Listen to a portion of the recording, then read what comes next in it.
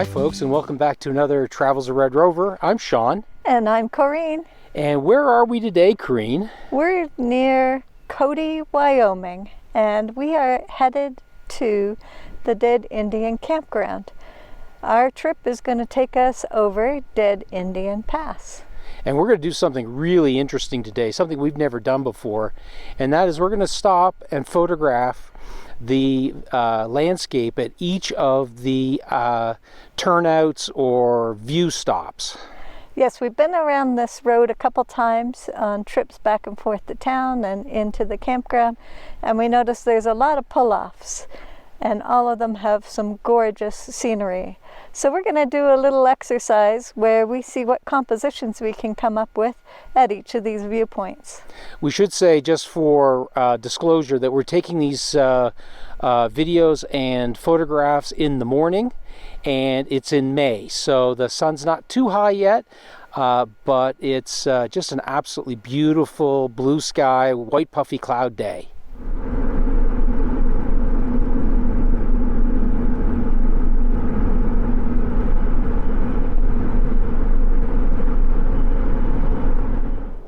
This is also called the Chief Joseph Scenic Byway, and it connects up to the Beartooth Highway, which will take you over to Red Lodge, Montana, or Cook City, Wyoming.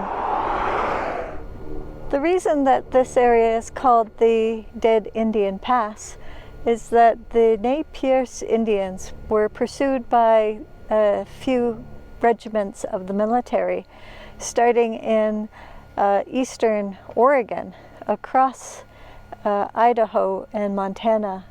They came here, and one of their cohorts was injured. They left him behind when they had to continue their fleeing from the military. So he was found dead by the military.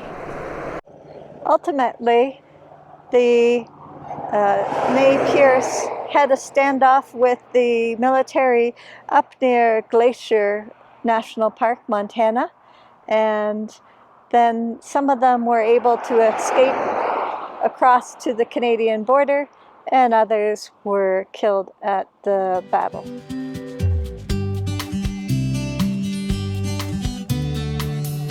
So this is the view from the first overlook going up the mountain on the east side. It's an absolutely gorgeous view. Well, based on my setup and looking at Shawn's setup, we might have some similar compositions here.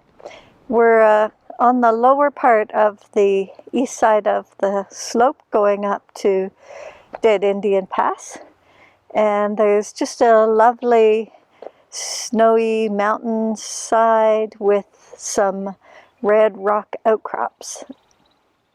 My composition was set up to look in this direction, showing a bit of that red rocky outcrop in the lower right or lower left, and then the snow-capped peaks. And I've included some of those lovely white fluffy clouds up there and the blue sky. I didn't include the fence down below because I felt like that was just going to be a distraction to my picture. So that's cropped out, and I've zoomed in a little bit tighter. So I'm keeping the photograph very, very simple. I've taken essentially two exposures. One that's cropped in pretty tight, that just really has the bottom of the pine trees and follows the draw up into the mountain, with framed by the rocks on the left-hand side and the clouds sort of on the right-hand side. The second shot I took is pulled way back and catches both the fence on the front here, which I'll probably edit out, and the area going up the hill into the draw, into the mountains, and then up into the sky. Aperture priority, 100 ISO, f11, very, very straightforward shot. I am using a polarizer to get a little bit more definition in the clouds.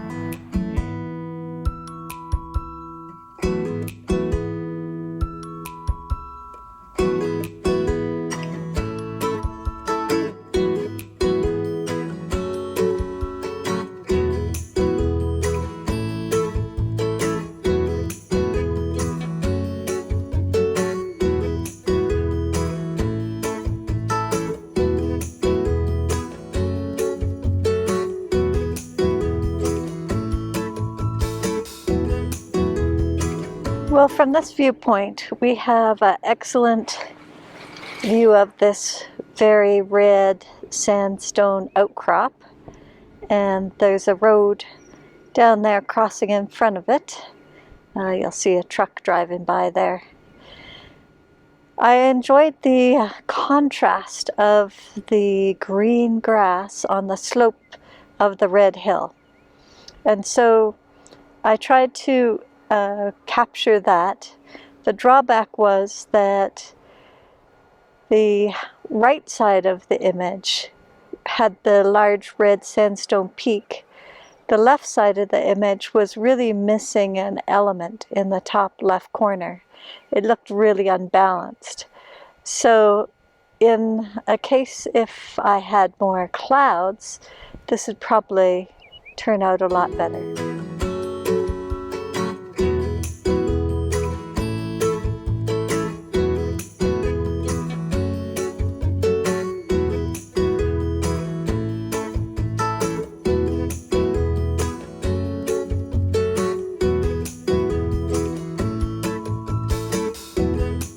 One of the really nice things about shooting overlooks, especially overlooks that you're somewhat familiar with, and we've been up and down this mountain a couple times, actually 3 times now, so we have a sense of what the overlooks look like. And one of the things that's really nice about shooting overlooks is you get a number of views of a very similar landscape, and you can use the different views in order to select which ones are the best for the day. The other thing that happens as you're going up and down a mountain is the clouds continue to move through. The sky clears, clouds move through, then more sky clearing, and then more clouds. So you get a choice of what you've got in the sky. In this particular shot, I've got an absolutely beautiful set of clouds coming into the shot, which makes the sky a lot more interesting among this beautiful snow-filled bowl that I'm shooting. Driving up this pass has just been beautiful. We're not very far up the eastern slope, heading toward the top of the pass. And we've stopped at another overlook to take a couple of photos, see how we could do. Now, the picture I'm working on is not ideal for this time of the day. It probably would be much better for afternoon, but let me show you what I'm looking at. Over here to the east of where I'm standing is this lovely red outcrop, and down below, around the bottom of the outcrop, there is a road. So I've been working on trying to frame up this picture to try and include both the outcrop and the road, and in some cases I've included a car going along the road. The problem has been that the shadows are quite deep for this time of day. It's early morning. The sun is not past its zenith, and this side of the rock is quite shadowed. In contrast, the road is quite bright. So I've taken a couple exposures. I may have to blend them together in post-processing.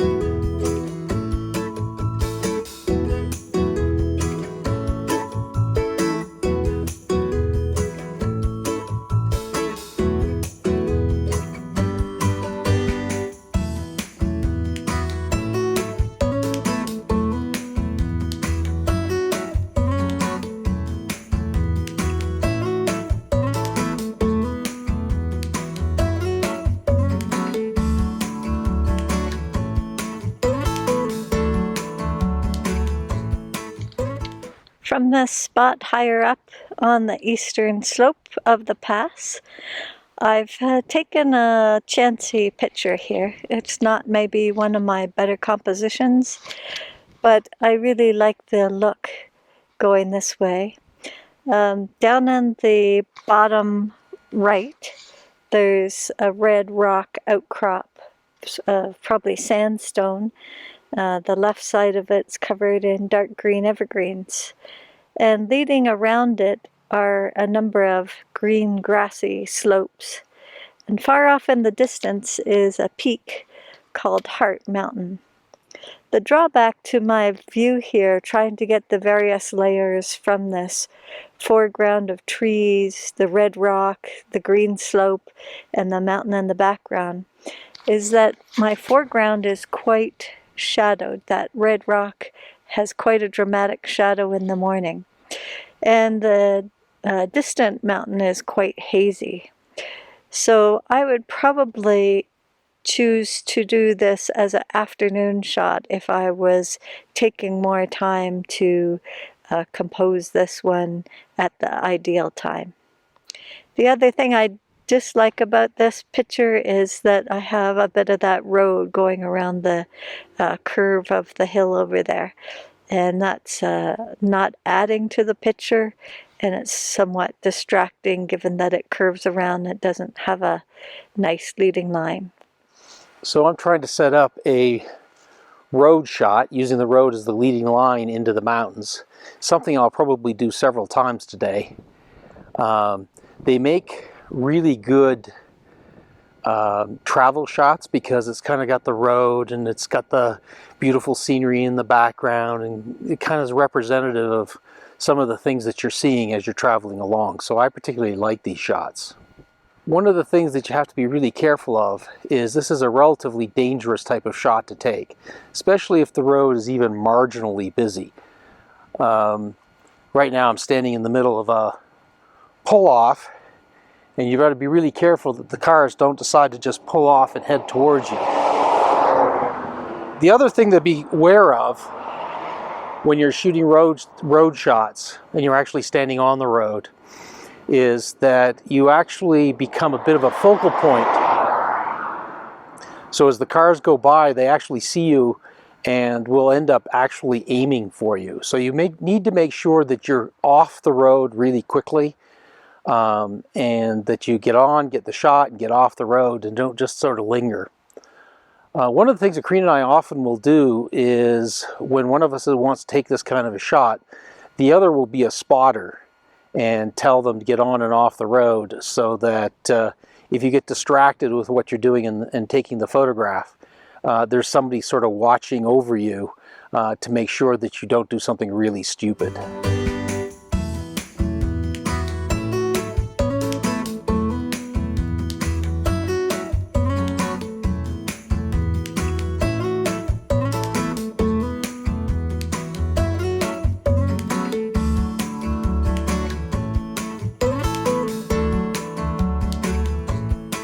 We're up at one of the higher eastern side overlooks on the pass, and this area has a whole lot of little blue, purpley wildflowers. Just gorgeous. They probably would have been lovely a week ago. From this overlook, I've decided to take a view of the southern hills that are partially snow-capped here, and I've framed them up between a couple evergreen trees. Part of my reason for coming down a bit to the trees is that there's a road just beyond the trees where the road curves to go further up the slope. So I've used the trees and the foreground grass to kind of obscure the road that's in the mid-ground.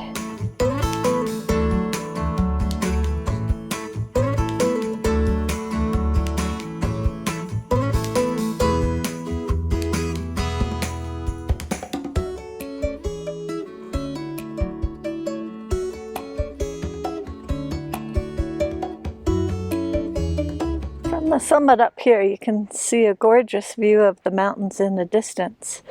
But one of the features of this location is that there's a very high iron rail to keep people protected from falling off the edge. So you have to work within the limits of the height of the rail and how far out you can go. I've set up my camera in a portrait orientation, and what I'm taking a photograph of is this dead tree just below me and the distant hillsides, a little bit of the snow-capped mountains.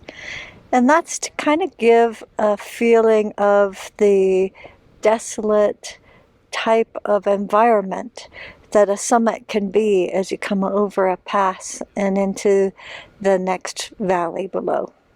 This location is particularly good for shooting a very large panorama.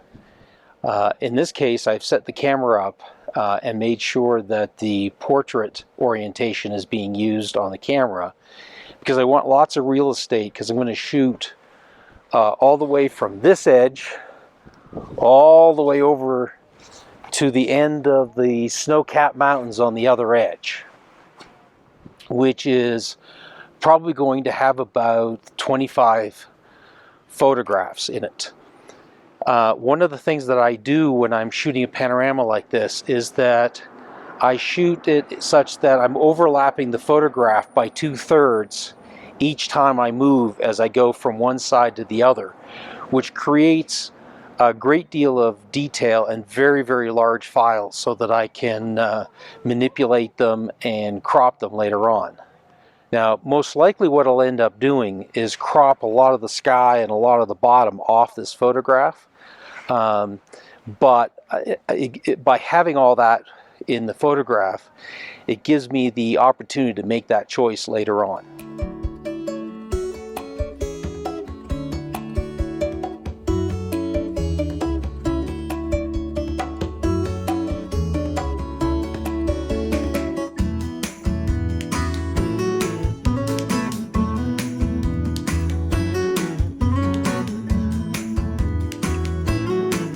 Well, from our viewpoint here on the west side of the pass, you can probably tell that there's a large hill to the east behind me this morning, and I am very shadowed here. So that's affecting what I can photograph down in my foreground, because the shadow extends quite far. In the distance you can see the hills look really bright. So I'm zooming in on my composition, and I'll give you a view of what we're doing at this viewpoint. This viewpoint has quite a steep drop off here. You can see in the foreground here I've got a grassy edge, and then there's some trees below me on the next level that are quite shadowed. Across there you'll see the road that crisscrosses and zigzags its way down, and there slightly in the distance is a tabletop style outcrop that I'm including in my picture. Behind that there's a nice set of mountainous hills that are very colorful with the yellows and reds of a granite. And then way in the distance I've got a snowy peak. Not too much clouds over there, so there's not much to help highlight that backdrop area. But what I've done is set up my camera so that I'm doing a portrait orientation, including both that outcrop and the snowy peak in behind. I noticed there was a number of horse trailers coming down the road, and the road right in front of me here, between framed by the two pine trees, going up into and pointing back towards those mountains in the background, I just thought was a lovely shot. And it couldn't have been more iconic than with a horse trailer coming down the shot. You'll also notice right now that there are deer going across the road down there, and we've been seeing a lot of deer in the last few days crossing the roads and running across some of the meadows in the area.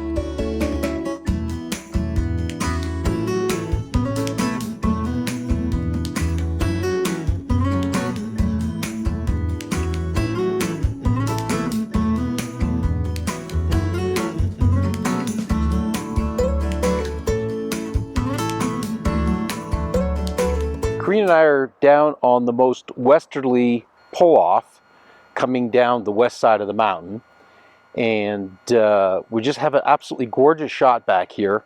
There's really only one extremely obvious shot, and that's the big rock outcropping out behind me here. So that's been the focus of my shot this morning. The composition on this side of the mountain is fairly obvious. It's this large rock outcrop that's very, very dramatic. And really the only decision you really need to make are whether or not to include very much sky and whether or not to include some of the pine trees at the bottom of the photograph. For the time being, I've included the pine trees, and this morning there happens to be some nice white puffy clouds out behind the mountain here, and have decided to include those as well. I will probably convert this to a 9x11, and I may crop out the pine trees below here, and I may crop out a little bit of the sky, but I'll make that decision when I get back and have a closer look at it on the computer. Well, here at this lower west side scenic point, I've chosen a slightly different composition than Shawn has. I have decided to set up my camera in a portrait orientation and then do a panorama. Let me show you what my thoughts are. Over here in the distance, toward the south, there's this really interesting shelf structure that comes out from the forested hill. But if you also look over a little more to the west, past that peak, you'll see there's another similar shelf, although you can't see the top of it, that's over here. With my 24 to 105 lens, I'm not able to get both in the picture. So what I've done is I've set up in a portrait orientation and done a 4-picture panorama. The trick with the panorama is that you have to be sure, when the sun's behind you, not to include your own shadow in the picture. So here's the back of my camera, and I've done a zoom in on that rocky outcrop so that in the foreground my shadow is not included on the ground in front of me. Then I won't have to crop that portion out of the picture.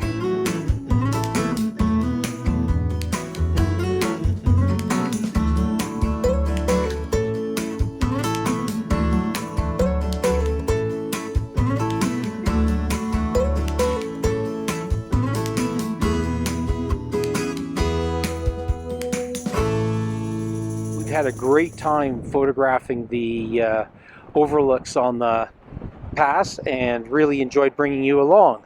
So if you enjoyed this video, we sure hope you'll give us a thumbs up. And if you do enjoy our videos, please consider subscribing. That helps us out a lot.